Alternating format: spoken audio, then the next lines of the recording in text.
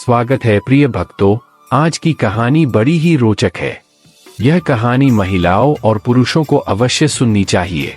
माता पार्वती भगवान शिव से कहती है, हे प्रभु, हमें कैसे पता चलेगा कि एक महिला कब तक अपने पति को प्रेम करती है। हे प्रभु, हमें किस प्रकार की स्त्रियों से प्रेम करना चाहिए और किस प्रकार की स्त्रियां हमारे प्रेम के अनुरूप है और किस प्रकार की स्त्रियों से हमें विवाह करना चाहिए। मेरा मन आज बहुत दुविधा में है। आज के इस कलयुग में मैं देख रही हूं कि हर तीसरी स्त्री अपने पति को त्याग कर अन्य पुरुष के साथ निवास करती है। हे प्रभु, हमें कैसे पता चलेगा कि स्त्री कब तक अपने पति को प्रेम करती है।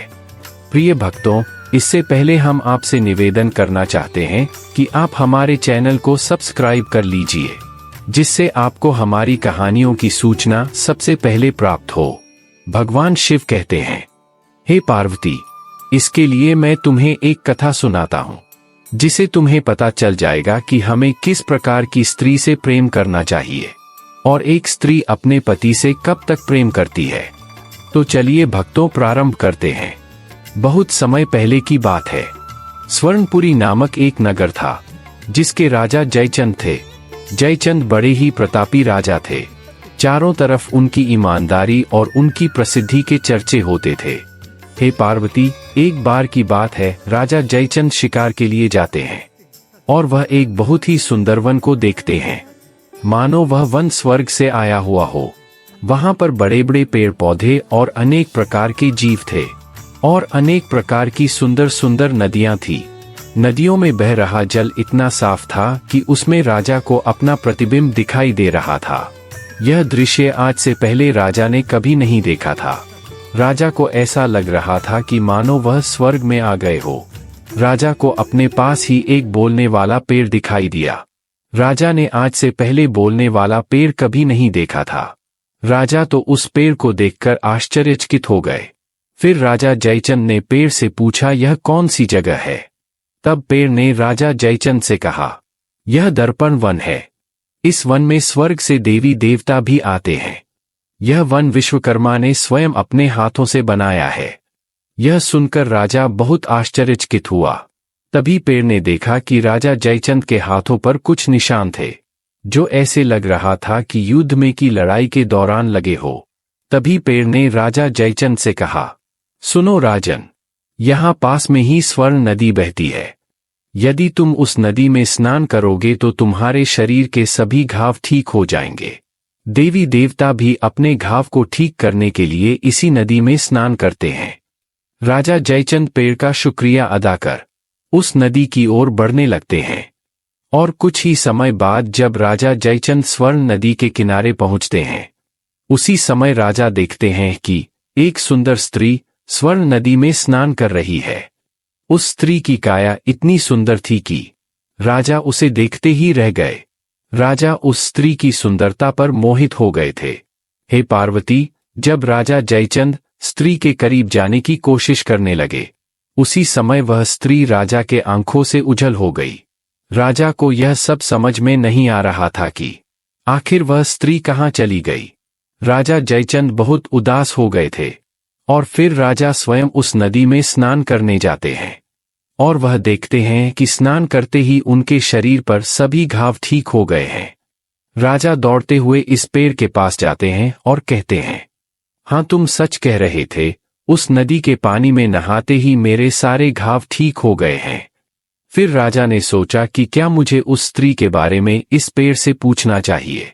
यह सोचते हुए राजा पेड़ से स्त्री के बारे में नहीं पूछते हैं और एक दिन के लिए पेड़ के पास विश्राम करने लगते हैं।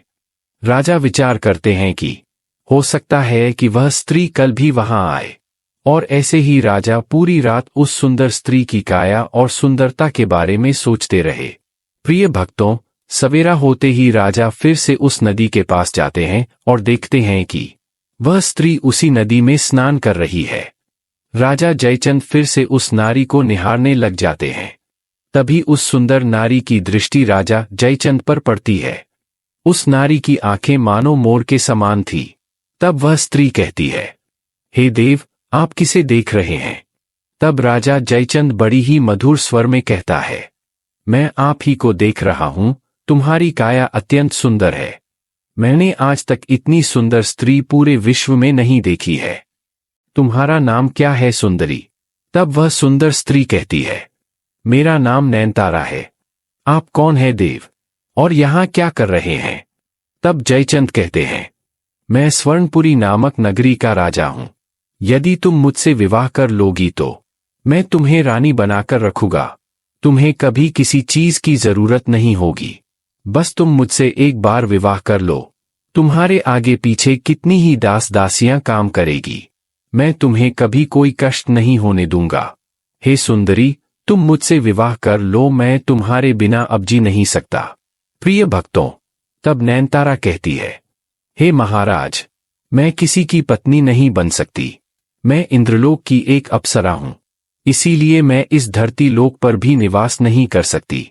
मैं स्वर्ग लोक की एक नर्तिका हूं, और मेरा कार्य देवताओं और मनुष्य की कामवासना को पूर्ण करना है।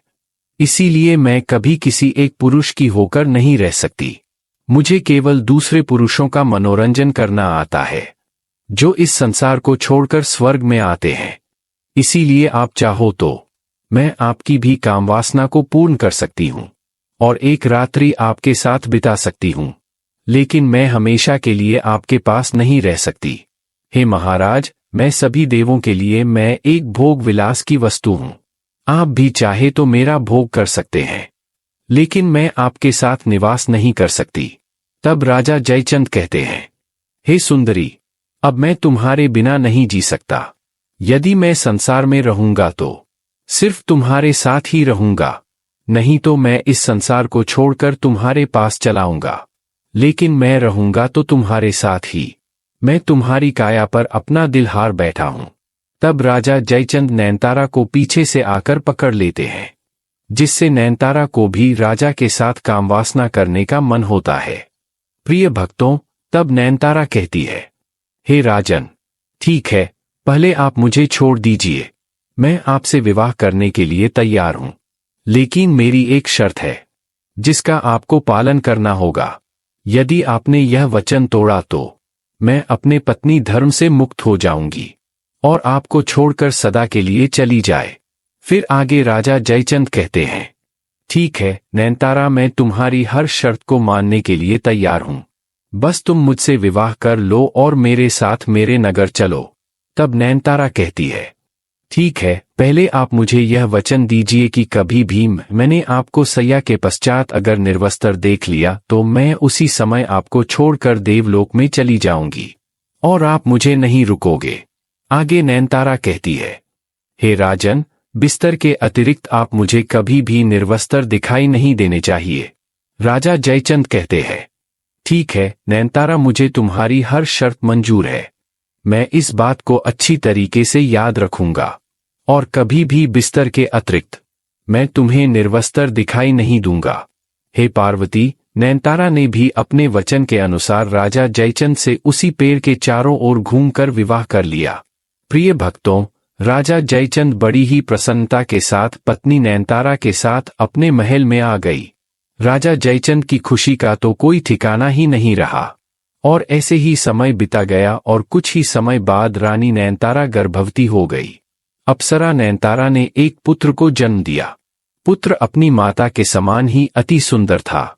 जब राजा ने अपने पुत्र को देखा तो वह बहुत प्रसन्न हुए और उन्होंने पूरे नगर में धन धान्य की बारिश कर दी। पूरा नगर राजा जयचंद से बहुत प्रसन्न था और ऐसे ही भक्तों 10 वर्ष बीत गए। हे पार्वती, एक दिन स्वर्ग लोक में हाहाकार मच जाता है।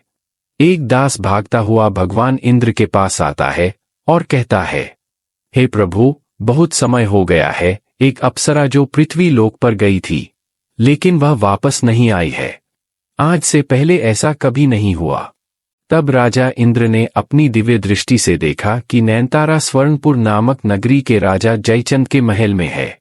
राजा इंद्र को यह देखकर बहुत ही क्रोध आया कि नैनतारा पृथ्वी लोक पर क्या कर रही है, और उसी समय देवराज इंद्र भी एक मनुष्य का रूप धारण कर पृथ्वी लोक पर आते हैं और राजा जयचंद के महल में जाकर नैनतारा से मुलाकात करते हैं और कहते हैं, हे नैनतारा, तुम यहाँ क्या कर रही हो? तुम्हारा स्थान पृथ्वी लोक पर नहीं, स्वर्ग में है। तुम अभी मेरे साथ चलो। तब नैनतारा कहती है, हे देवराज, आप मुझे क्षमा कर दीजिए। मैं आपके साथ नहीं चल सकती, क्योंकि मैंने अपने पति को वचन दिया है कि जब तक मैं उन्हें बिस्तर के अतिरिक्त निर्वस्त्र नहीं देख लेती, तब तक मैं उन्हें छोड़कर नहीं जा सकती। मैं अपने पतिव्रत धर्म को नहीं तोड़ सकती। यदि आप मेरी कुछ सहायता कर सकते हैं तो मैं आपके साथ अवश्य चलूंगी। तब देवराज इंद्र कहते हैं, ठीक है नैनतारा, मैं तुम्हें यहां से ले जाने के लिए कुछ उपाय सोचता हूं। प्रिय भक्तों, अगले ही दिन जब नैनतारा राजा जयचंद के साथ शयन कक्ष में निर्वस्त्र होकर सो रही थी, तब राजा जयचंद भी निर्वस्त्र थे।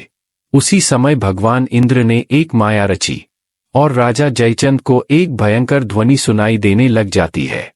राजा जयचंद को लगा कि जैसे कोई उनके पुत्र को मार रहा है। राजकुमार के जोर जोर से रोने की आवाज सुनकर राजा जयचंद निर्वस्त्र ही बिस्तर से नीचे उतर गए और कमरे के बाहर जाने लगे। उन्हें इस बात का बिल्कुल भी ध्यान नहीं रहा कि उन्होंने नैनतारा को वचन दिया था कि वह कभी भी उसे निर्वस्त्र बिस्तर के अलावा नहीं दिखाई देंगे। नैनतारा ने राजा जयचंद को बिस्तर के अलावा निर्वस्त्र देख लिया था। तभी राजा जयचंद ने देखा कि नैनतारा उसी समय अदृश्य हो गई और वह भगवान इंद्र के साथ स्वर्ग लोक चली गई। हे पार्वती, नैनतारा के जाने के बाद राजा जयचंद बहुत उदास हो गए और हर समय वह नैनतारा की याद में खोए रहते। अब उनसे कोई भी काम ठीक नहीं हो पाता था। अपने राज्य का कार्यभार भी संभालना भी उन्हें बोझ लग रहा था। इसी तरह से उन्हें अपने पुत्र राजकुमार की भी चिंता नहीं रही। सेनापति राजा जयचंद को बहुत बार दरबार में आने के लिए कहते, लेकिन राजा हर बार उसे मना कर देते। एक दिन राजा जयचंद नैनतारा की तलाश में उसी वन में जा पहुंचे और उन्होंने उस जादुई पेड़ से पूछा, हे जादुई पेड़, क्या तुमने नैनतारा को कहीं देखा है? तब जादुई पेड़ कहता है, हाँ राजन, नैनतारा हर पूर्णिमा के दिन इसी सरोवर में आकर स्नान करती है। प्रिय भक्तों, राजा जयचंद उसी वन में रहकर पूर्णिमा आने का इंतजार करने लगे और कुछ ही दिनों बाद पूर्णिमा आ गई। राजा जयचंद सारे दिन नदी के किनारे ही बैठे रहते थे। राजा जयचंद ने देखा कि जैसे ही ब्रह्मा मुहूर्त प्रारंभ हुआ, नैनतारा स्नान करने के लिए इसी नदी में वापस आई है। राजा जयचंद ने वापस नैनतारा को पीछे से पकड़ लिया। तब नैनतारा ने कहा, हे राजन, यह आप क्या कर रहे हैं? राजा जयचंद कहते हैं, अब मैं तुम्हें कहीं नहीं जाने दूंगा। अब तुम सदैव मेरे पास ही रहोगी। मैं तुम्हारे बिना जी नहीं सकता। क्या तुम मुझसे प्रेम नहीं करती हो?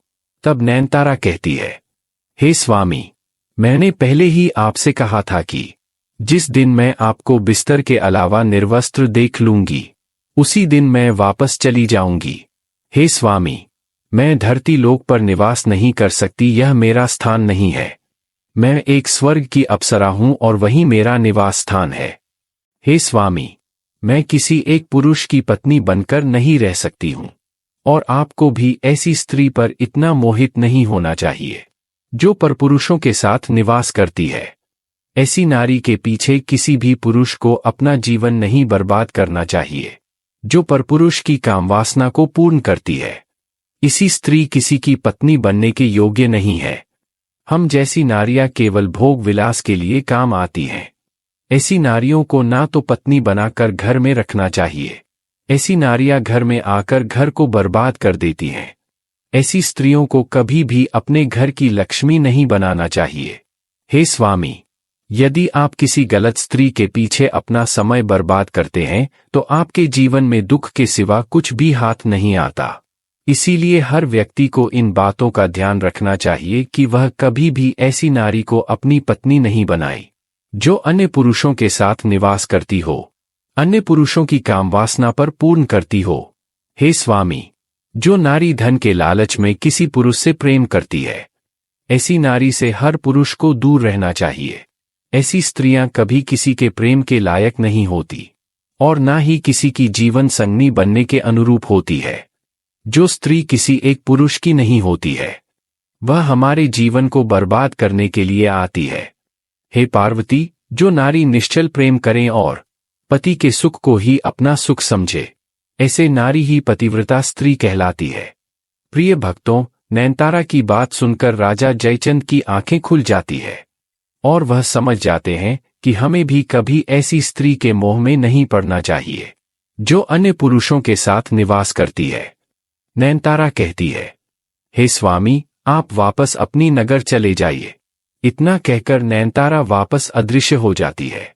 हे पार्वती, इस समय राजा जयचंद अप्सरा के प्रेम से मुक्त हो गए थे। प्रिया भक्तों, भगवान शिव माता पार्वती से कहते हैं, हे पार्वती, हमें उस नारी से कभी भी मोह नहीं करना चाहिए जो अन्य पुरुषों के साथ निवास करती है, अन्य पुरुषों की इच्छाओं को पूर्ण करती है। हमेशा सदैव ऐसी स्त्री से विवाह करना चाहिए जो हमें प्रेम करती है। प्रिय भक्तों, यदि आपको यह कथा पसंद आई है तो इस वीडियो को लाइक कर हमारे चैनल को सब्सक्राइब कर लीजिए, जिससे आपको हमारी नई वीडियो की सूचना सबसे पहले प्राप्त होगी। प्रिय भक्तों, इस वीडियो को अपने प्रियजनों में भी जरूर शेयर करें, अपने व्हाट्सएप ग्रुप में जरूर भेजें, जिससे उन्हें भी भगवान शिव के द्वारा बताएगी इस पावन कथा का आशीर्वाद प्राप्त हो। कमेंट में हर हर महादेव लिख दीजिए भक्तों, जिससे हमें नई नई कथा बनाने के लिए प्रेरणा मिलती रहे। धन्यवाद भक्तों।